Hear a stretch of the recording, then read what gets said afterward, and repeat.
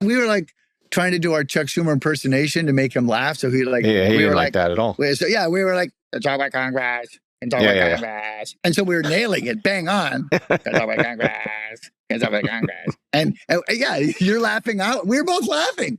We're doing a perfect Chuck Schumer. It's like, it's weird that Bargatsky or all those famous comics, Schumer herself, haven't trotted out that one out. You know what I mean? It's gold. But no, everyone wants to do Walken or whatever. They don't want to do Schumer. We were nailing it.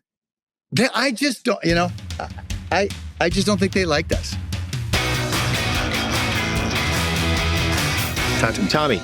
Talk to me. Here's the theme of today's episode. Here's the theme. I have the theme. Talk to me. Resilience. Today's episode. I'm not resilient. Yeah. No.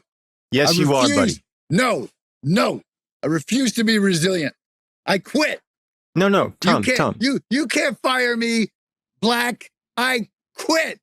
Well, I'm not sure you know what resilient means. What do you? I know what it means. I quit, and I'm not coming back. I quit. No. I'm resilient. I quit. No, resilience is a good thing. I'm saying we persevered. We persevered, Tommy. That's what I'm saying. Persevere? Where are you getting these words? Are you an almanac? What's that? I quit. You can't call me that. See? Yeah, you can't quit. I quit. You can't quit. You're fired. I fired you. Oh, wait, I'm not here anymore. I can't fire you. I quit. I don't have the authority. Here's what you don't understand about Maids HQ. We don't, the technology we have here, we operate on a hand crank system. And so every 6 weeks, 8 weeks, you get these reps from these companies coming by and they say, oh, you guys are still in the hand crank system? We could do so much better. We could put electricity in here. We could wire you. You get internet, the whole thing. And we're like, what? Why? If it ain't broke, don't fix it. And they're like, but it is broken. And we say, what are you going to tell Olaf? Olaf, of course, being our Jersey cow that operates the treadmill, that turns the crank, that makes the whole thing run.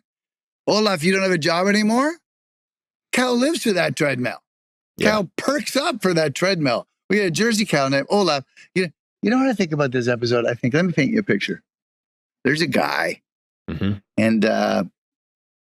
he's in the hills, in the woods out there in West Virginia, and he's fixing up the truck. He's got an open garage. Okay, the garage is open. It's got a lot of tools. There's no place to actually park another car, even though it should be able to fit 3 because of all the tools. He's got grease stain coverall. He's working. He's over the hood of the car. He's got us. He's got our podcast. Just kind of like background noising him, from that giant workbench there, the giant wood workbench. And he's just like, he's got one dim light. It's light outside, but he wants light when he's working on the truck.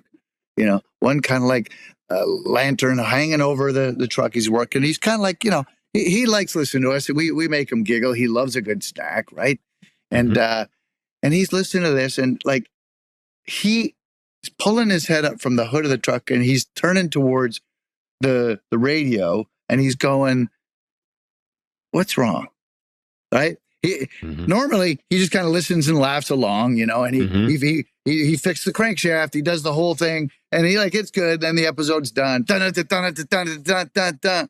See you next week. He's like, oh, right? Might go in and have a bag of chips, And so this time though, he's actually like, we forced him to listen today. Like he's gone, what? Something's different. Works with his hands, right? Knows how things are supposed to oil up and move along. And we're not greased. And he instantly knows. He's looking back over at the workbench going, what are those 2 clowns doing today? And we got to apologize, to people who are like, who have us on the workbench and are trying to go about their day. We're mucking it up, and we're going to issue, obviously, a written and formal apology from Maids HQ. But just, I want everyone out there to know that you should know that we know. Yeah, no, we know. And look. There's some talk of congressional subpoenas over this. And when I first heard that, I was like, I don't know that peanuts go with subs. And they had to explain to me that that's not what it meant. Yeah, it's not what it was. And when I figured out what it meant, I was like, oh, geez, that could be a real problem. That's nowhere near as good. No. And by the way, peanuts with subs, also not great. No, but we were like, bring it on. Bring it on. It's what we do. You want to do subs and peanuts? Okay. Wasn't what we were thinking. We thought maybe chicken sandwiches, but okay, great. Whatever you want. And they're it was explained, no, you're going to have to testify in front of Congress as to what happened with the episode. And then when I heard that, I was like, oh man, we got to get our act together. Yeah. Because I thought testify before Congress, I'm like, great. Because in the movies, it's great. Right? It's Jason Bourne or, it's... it's Jimmy Stewart. Mr. Smith goes to Washington. Mr. Smith goes to Washington. He's blowing the lid off this joint. Yeah. I'm like, that'll be all right. But, there was a couple of clues that maybe it wouldn't be as fanciful as we were thinking. At long last, have you no shame? I was practicing that in the mirror. Yeah. I was excited. Yeah. At long last, have you no shame? Yeah. At long last, have you no shame? I was very excited. Merry Christmas, Bedford Falls. So that was something we were excited about. There was a couple of clues that it might not be great in that during this entire conversation about the subpoena and congressional testifying, nobody mentioned snacks. And we were a little bit like, they know who we are though. Like if we're going to go and testify, if we're going to pull the Jimmy and we're on the floor there, it's going to have to be snacks. It's going to be, they're going to have to wheel them in carts, right? Nobody's going to be talking for that long. No, you're going to be snacking. Oh yeah. Right. So obviously we were like, we were seduced by that whole idea. We thought this would be good. People are going to bring in some snacks and we're going to kind of talk. It'll be like a Jimmy Stewart kind of thing. This will be great. It wasn't all that congressional testifying is not all you think it may be cracked up to be. First of all, they make it very clear to you that you're not allowed to lie. And I was like, well, that's kind of my whole thing. We're out. Yeah. We're like, raise your right hand, swear you're going to tell the truth, the whole truth, the whole thing. Do you promise? What was that last bit? I was like, what? I was like, are you joking right now? And when we started laughing, Ted Cruz is sitting up there. He has no idea what we're laughing about. He's looking at us like, what's so funny? Well, hey guys, what do you and then we're trying to nudge people along, like the lying part, guys, right? Come on, right? Oh man, and stone silence, right? We're kind of looking at each other. Maybe the mics don't work. Maybe they're not hearing us. Cruz is like, Oh yeah, Cruz is fully jowled out. The Wolverine beard, the whole thing. Yeah, he's not loving this at all. I can tell you. And we're like T. Cruz, we're like T. Cruz, the lying, the whole truth. What? We kept doing that. Yeah. What? And people. It felt like, I know it's bipartisan. I know that a lot of that, you're not supposed to like what the other person does, even if you secretly do like it. But it felt from both sides of the aisle. Oh, they were in agreement on this one. Maybe it's just me, and you tell me how you think. But it felt like both sides of the aisle, they didn't like us. Nah. I got that sense. You did, right? Yeah. They did not like us. No. Well, when you got Schumer, peering over his glasses and saying things like, what perjury is, don't you? And me going like, no, and the way he's like scowling and, shaking his finger and the whole thing and contempt of Congress. I'm like, I don't know even know what you're talking about right now. He's like, well, you should consult with counsel. I'm like, I don't understand the words. He's like, you brought your lawyer, right? I'm like, you thought I had a lawyer? It was just, man.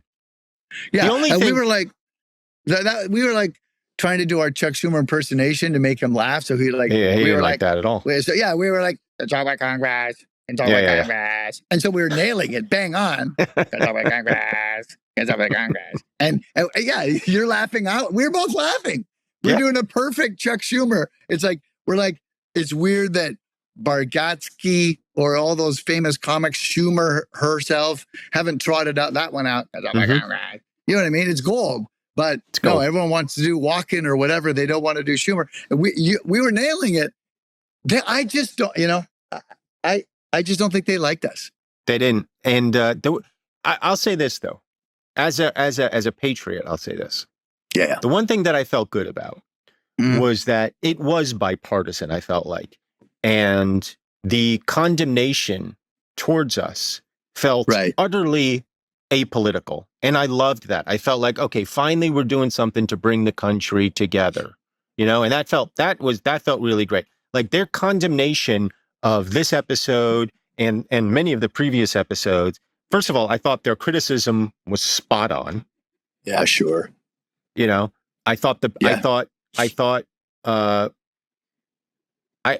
when Lindsey Graham said that we weren't only bad for snacks, we were bad for America. For America. Bad for America. I was like, all right, Yeah. it's a point. I can see it. It's a point. Yeah, You make it a point. Yeah. You can't be perfect.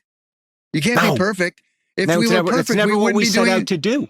If we were perfect, we wouldn't be doing this episode. We would. That's right. Everybody would know what the snack level was, and it was great. And all the thing ended discussion. We wouldn't. Right. This is a discussion. We're like, yeah. I think maybe they overestimated us. I'm not quite sure what the thing was, but yeah, they didn't like us. I just feel good that at Both the end sides of of it, the aisle. it felt Couldn't like they stand it. were in agreement with each other. They were enjoying agreeing with each other about their feelings for us. And my understanding was that some of them were going to get lunch afterwards. Good-looking Hollywood stars doing snack podcasts. People are going to hate you. Tom Cruise. Cruise runs into the same thing. Cruise runs into it. Yeah, we know. But I just felt like afterwards, it just felt like they were closer. Like their relationships had been repaired somewhat, and that made me feel good because when you got Schumer and Cruz and Graham and Collins and I don't know if there's any other Democratic senators. I think it's just Schumer. When you got all of them saying, "Hey, we should get together and get some navy bean soup after this," and everybody's laughing and having a good time, I'm thinking to myself, you know what? Our testimony might have been a disaster, but mission accomplished. Yeah, might have been worth it. You're right. Yeah, to bring the country together, I guess. Yeah, they bonded over the thing they disliked. And listen, if Congress is stepping out to have a tureen of navy bean soup, it's not the worst day. Nah. And if I have to fall on my sword for that to happen, brother, I'm happy to do it. Just don't fall on it when it's sticking up, right? You fall on it when it's flat on the ground. Oh yeah, you have to do it. If you fall on it when it's sticking up, you get impale yourself. Yeah, that'd be stupid. You would never do that. No, you lay it down. You put a blanket over it. Yes, thank you. And then you gently lower yourself to the ground. You fall on your sword. It's a term of art. I mean, you wouldn't literally fall on it. No, no, you'd hurt yourself. Yeah, Jesus. Hopefully you got a pillow. You can take a little nap. And what you want to do, what I do when I fall on my sword is, the hilt of the sword sometimes sticks up a little bit. So I put the blanket down, and then I try to get it so that the hilt is right over my hip. I got a little soft spot right there on my hip, just so it's not, sticking out. I can take a nap. Yeah. So I happy to fall on my sword. I'll lay the sword down, and then I'll put the blanket over. And then I'll just kind of gently lay down only on the blade parts. I don't even deal with the hilt. Oh, that's smart. Sometimes what I do if I'm gonna fall on my sword, if you're gonna fall on your sword, if I'm gonna fall on my sword, sometimes I just lay down on my bed. Yeah. Sometimes I just lay down and take a nap on my bed. So you're not really falling. You're not really falling on your sword. Nah. But you're in the same position, so you're kind of like, I fell on my sword. I took a nap. Exactly right. I hear you. That's great. Today on Mike and Tom Eat Snacks. By the way, this is Mike and Tom Eat Snacks. Mike and Tom Eat Snacks. They're the preeminent and most important snacks podcast on the planet. This is for those people who were getting this after 1985. We were the preeminent and most important snack podcast on planet Earth. Back when there was a planet Earth. And, there are times, Michael, when we have to dig deep for a snack And there are times when we just pull it out of the fruit bowl, right? And so there's times when you and I are like, sure, banana. Might have had 8 bananas already in the last hour, common snack. Then there's other times we pull something out, we're like, hey, now what do you know? And I feel like today's snack falls into that category. Yeah, it's a hay category. It's a hay snack in the hay category. But I'm excited about it because this is my kind of snack. For reasons that I guess we'll get into. And I feel like, why wait? I mean, right now. No, we're not waiting. We're not waiting. What we got right here is a package of Daelmans authentic Dutch stroopwafels.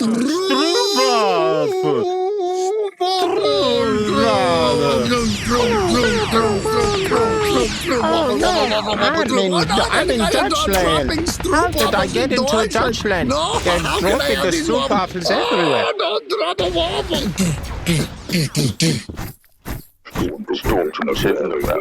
You know a stroopwafel. Everybody knows this. It's not a common American snack. Everybody knows it. Everybody knows a stroopwafel. When it's a little waffle disc. It's like a cookie, but it's waffle shaped. And this one has caramel in it. And Tom, I love some caramel. I know you love some caramel. I love caramel. But I'm super excited. Listen to this though. No, it's because you got some filter on or something. You got some dumb filter on you. I don't have a dumb filter on. Well, then why can I not just see your regular background? Well, because you have some dumb filter on. Well, we're not going to fix it. We're not going to stop to try to fix that. No, we're not going to do any more technical stuff for the next year. Go, I'm listening. Listen to the description of this, because I think any viewer watching this, hearing this, is going to be like, yeah, I want that snack. Soft, toasted waffles filled with caramel, cinnamon, and real bourbon vanilla. Oh, geez, real bourbon vanilla. Whoa. What does that mean? Bourbon. It's vanilla infused with bourbon. Well, or it's from the bourbon region of Bourbony.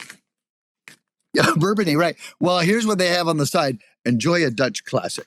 Bite into a Daelmans Stroopwafel, and you'll see why this Dutch classic is now a worldwide favorite. Ever since we opened our family bakery in 1904, our commitment to quality has remained the key ingredient in every stroopwafel we bake. Each stroopwafel is crafted from freshly made dough, pressed in a waffle iron until golden brown, and filled with mouth-watering caramel. Yes, I'm not even going to wait. I'm not going to wait. No, man. No, don't. Smells good, and the smell is a little more cinnamon forward than I would have anticipated. I take out the stroopwafel, got it in my hand. It's about the size of a little bit bigger than a silver dollar, I would say, and dusted in cinnamon sugar. It's got the familiar waffle squares. It's a little bit sticky, quite thin, and looks delicious. And I'm going to taste it. There's instructions on it on how to enjoy your. They say and what's nice about this is like this is not one of those things. It's like it's Daelmans, Netherlands, and then made in wherever the heck. This is manufactured in the Netherlands, and the product is made in the Netherlands. This is straight Dutch. What they say, your instructions for eating, Michael, they're mini in size and big in flavor. And they say these mini waffles are best enjoyed with friends, so that's 1. On the go, that's 2. Or with a nice warm cup of coffee or tea, which you like. They're not. I do love a tea. So they're saying, look, if you're out on the go, maybe a waffle. Or if you're with friends, maybe a waffle. Or a cup of coffee and tea. Yeah. Waffle. All right. So you eat took one. A bite. I took one, and I'll let you take a bite before I give you my thoughts on it. And you eat one, that's fine. That's one. You eat 2, you know what that's called? A double Dutch. That's a double Dutch right there. Yeah. No, you're right. Yeah. All right. Here's my first impressions. Go. I like it a lot. It's exactly what I wanted it to be. They said it was soft. It's soft. They said it was toasted waffle. Yep. That's what it tastes like. Filled with caramel, cinnamon, and real bourbon vanilla. I would say it's not as caramel heavy as I would like. I would like to taste a little bit more caramel, but the combination of the caramel, cinnamon, and the bourbon vanilla, terrific. I'm enjoying this very much. Here's what I will say, which I think, I don't know that this can be true, but my second Stroopwafel has had more caramel in it than my first Stroopwafel. Now, is it the caramel design that they have on the package, where it's gooey? It's sort of dripping out of Stroopwafel on the It package. certainly isn't. It certainly isn't that. But can I interject for 1 second? Yeah. It's good that it's not dripping out of the Stroopwafel, because you have a bag full of caramel just getting all over everything. You don't want that. Mm-hmm. So the dripping out of the waffle and the packaging, that's for illustrative purposes only. They want you to go caramel tasting, and that drawing accomplishes that. Here's a pleasant surprise, because if you look at this disc, you might think, there's many ways this thing can go. It can be crisp, right? It can kind of crumble. It could crunch, right? It could crunch. What it is, and you know me, Michael, what it is chewy, and I love chewy. Yeah. This thing is like, it's so much more chewy than I expected. Yeah. Like, man, these are good. You got the waffle square, and it's raised a little bit because it's got the squares on it. It's dusted with cinnamon sugar, and you take a bite. It's soft. It's chewy. Honestly, it's not that flavorful. Like, I'm working my way through one of these things. In terms of flavor, you're not getting a tremendous amount. You're getting the cinnamon sugar. You're getting a touch of caramel. You're getting I don't even taste the vanilla, but it's textural. And what makes this thing work more than anything is texture. Yeah. And the texture itself makes it delicious. Tom, you were setting up the kettle. I was making the point that I think what makes this thing work is the texture, not the flavor. And the texture is tremendous. There's a lot of grit to this texture. You're exactly right. You mentioned it early on when you talked about it, how thin it was. It's like they've compressed the heck out of it in that factory in the Netherlands. I don't know what their press is, but they've got it cranked all the way up. And this thing is compact. I'm having it with the tea as recommended. Oh wow, he's dipping it. He's janelling that son of a gun. Holy cow! Yeah. Oh yeah. There hasn't been a ton of janelling on this season, and the fact is you're doing it right now, tremendous. Now, if you're new to the podcast, Maids, janelli is a verb, and it means to eat the snack while consuming a beverage. So you've got both in your mouth at the same time. That's both called janelling. Now, it's janelling, I should say, is generally frowned on. Not always. And in a case like with the Stroopwafel, definitely not. I would almost say it's almost de rigueur. Sometimes there's de rigueur janelling. This might be one of those times. One of the reasons that sometimes the janelling, for those people who aren't Maids, is frowned on is because what's the snack? Right. What's the snack? You want to get to the snack. That's right. And you want to confuse your palate. But something like this, where they write it right on the bag.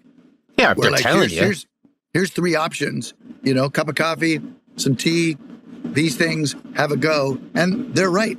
They're right. Well, all right. What did they say? They said mobile. And what have we been doing? We've been going back and forth to the tea kettle. So we got that one with friends. I mean, hell, what is this? And then coffee and tea. We're doing it. I don't know that we've ever followed directions more carefully in the history of this podcast. Moreover, I don't know that we've ever been rewarded so well for following any directions. Yeah, we're rebels. I'm really enjoying this. You're like, tell me to do this. You're like, I'll do that. I'll do the opposite. Right? Michael, we want you to see if you can follow the route to the South Pole. Oh, do you? Because I'm going to the North Pole. Can't wait. Yeah. Can't wait to go up to the North Pole and visit Santa. Yeah. No, Michael, we really want you to we're looking at you to get down there to the South Pole station. Sweet. And, can't wait to see the Northern Lights. Yeah, so those are in the North Pole. We need you down there for an 8-month sojourn down there at the South Pole. You're going to study some emperor penguins. You're going to get on down there, take some weather measurements down at the South Pole. Nothing I like better than following the North Star. Yeah, there it is. Yeah. Contrary. But because in this case, because nobody said, please, we want you to go down there to study the penguins. Go fuck yourself. I'll do what I want. right. So if they happen to say, could you please go down there and study the penguins? Go fuck yourself. Oh, I know they said please. I know they said please this time, but it was too late. It was too late. Oh, it's too late. It was too late now. They needed to lead with that. Yeah. You lead with that. And by the way, you lead with, hey, saw you in Superman. Great work. We'd love for you to go down to the South Pole, please, and study some penguins. No problem. If you're gonna contact a major movie star, to elevate your brand and to bring attention to your cause, clearly, which is why they want you. Mm-hmm. I took my next Stroopwafel out of the package because I got the tea now, and I held it up, and I said to myself, this is the platonic ideal of the Stroopwafel when it came out, because it has a little caramel coming out of the sides, and I was excited to bite into it. Then I realized I'm holding two together; they were stuck together, and it made me think. I wonder if it's too thin. So now I'm going to try two of them together. Doubling it up? Wow! I'm going to double it, and then I'm going to double a janelling it to change the variable. What the then heck? I'm going to wild. Then I'm going to single janelling it. Gee, so you're doing the empirical method like crazy right here. He's trying all the different variations. Oh, he's not certain. He's nodding his head, so he does like it. I'm very certain. Oh, he's certain. Mm-hmm. The result is? I think it's better doubled up. No, come on. Sorry. Well, you know what I have to do now? I had not planned to, I had not planned to do this. But, when you play it straight and you got to test it. Sometimes you got to think outside the box. No, I disagree. All right. I like the aesthetic of the thinness. I'm trying it again thin. Mm-hmm. Yeah, I get a better. You know why, Michael? I get a better chew. I get a better chew. Okay. Chewy sensation from the thinner version. I'll tell you what. Wow, man, that's something. The thin is very good. I think the double is better. All right. I like it. I like that it's a little thicker. I feel like I get a little more caramel. Okay. It's an agree to disagree situation. What we can agree on is that folks listening, and even if there are some watching, which we don't know, might want to invest in their next grocery run if they can get it. And I don't even know how hard or easy it is to get if they can grab themselves a bag of Stroopwafels. Now it's possible. This is an excellent snack. It really is. I don't know if Daelmans, and the brand is Daelmans, again, since 1904. They've been around for 153, 200 and something. I don't know if this brand is particularly good or if this is a pretty average brand for this in the Stroopwafel universe. Right. We don't know. The Stroopwafel cinematic universe. I apologize. Mm-hmm. But if you're looking to dip your toe into the Stroopwafel world, you certainly couldn't do much better than Daelmans. Yeah. Daelmans thinks pretty highly of their own ability. They've crowned themselves. If you look at their logo, it's a D with a crown on top. Oh, I'm out because I'm a no kings guy. I'm out. Yeah, I'm a no kings guy myself. But in the snack game, I don't mind a little back and forth. Nah, I don't mind a little like setting a high bar and try and knock us off our perch. That's clearly what Daelmans is trying to do. Ratings? Also, absolutely. But just 1 second, real quick. I just want to point out that it says there's about how many? I'm just trying to see what the serving size is. Serving size is 32 grams. I don't know how many. It doesn't say how many waffles that is. Yeah. Oh, 4. 4 waffles is a serving size, and that's 140 calories. Not bad, because I'll tell you what, you eat 4 of these things, and you're going to feel like, yeah, I had a snack. You could eat more. And Tom and I have both eaten more by this point. Yeah. But if you just stick to the 4, if you just stick to the serving size, you're going to walk away thinking to yourself, pretty good snack. Good snack. Yeah. Ratings? Well, that feels like that was a rating right there, almost without a number attached to it, because I agree with you. Rating. You were not going to go to the ratings without. Come on. You got it right. Right. Hey, right. Spelled backwards is itar. Itar. I was going to keep saying it, but I took another bite of Stroopwafel. Yeah, that's a good indicator that we're on board with the snack. When the other guy, we want the other guy to keep talking so we can enjoy our snack. Yeah, and once the snack is gone, or the podcast is gone, we keep eating that snack, right? So that's a very, very solid indicator. This thing is the Daelmans Stroopwafel, authentic Dutch Stroopwafel. And again, I don't know enough. Heck, I've been to the Netherlands and actually semi-recently, but the authentic Dutch Stroop, I don't know how dominant a snack this is for the Dutch people themselves. That's right. Right? So if you're in America and you're like, here's some Cheetos and here's a Snickers bar, people are like, yeah, those are like giant staples. I don't pretend to know what level of staple the Stroopwafel is, and particularly the Daelmans Stroopwafel, but I know I like it. It's got a number of things that, as those people who are like faithful viewers, and I don't even know if they're viewers of this podcast, know that I enjoy. One is caramel, right? And the other thing is chewy. Hey. So it's got the and the hey in abundance for me. Like, I don't know that you're going to find like a better snack. Like, you'll find there's always a better snack. That's why we walk down the snack aisle of life, because we're trying to find, a man's reach should exceed his grasp, or what's a heaven for. And so we're always reaching. This is the thing that I'm in my head when we had a first couple of bites. I wonder in my head, I said, I wonder where I can get this. Because this came out of the Realm podcast box. And I'm like, I'm so glad it did. And now I'm going to have to keep an eye out, because this is a very good snack. One that I revisit. I very much enjoy the Daelmans Stroopwafel 8. Wow. Yeah. 8, he says. Yeah. Caramel and chew. Like, am I going to sit there when I say, I love this, and they're like, here it is. I'm like, no, you can't be that guy. No, 8. I'm saying 8's a very high, very solid, exemplary rating for the Daelmans authentic Dutch Stroopwafel. I'm amazed that, as you were saying, your rating and discussing the fact that as you were eating it, you were thinking to yourself, where can I get this?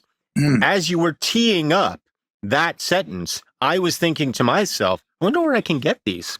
Like, I was, as you were saying it, I was thinking it. Because this could easily become a staple in my pantry. I go through phases where I'll eat one snack for months and months and months. The last one of those was, the one I'm working on now is Malamars, which are terrific. They come out seasonally. We should do a Malamars episode. All right. Before that, it was chili cheese Fritos, which I was eating like crazy. And, And I don't know that Stroopwafels are going to be the next one, but they could be. They absolutely could be. And if they're even in contention. Yeah, who do you want to shout out? The fact that they're in contention. Exactly. You just said it all. Like, they're in consideration, for us Maids podcast guy to be a pantry to get into the rotation. I mean, are you kidding me? Yeah, that tells you something. Yeah. And so what's interesting is, for me, what entered into the rotation was hip peas. I see those. I'm like, I'll get these. There's different flavors.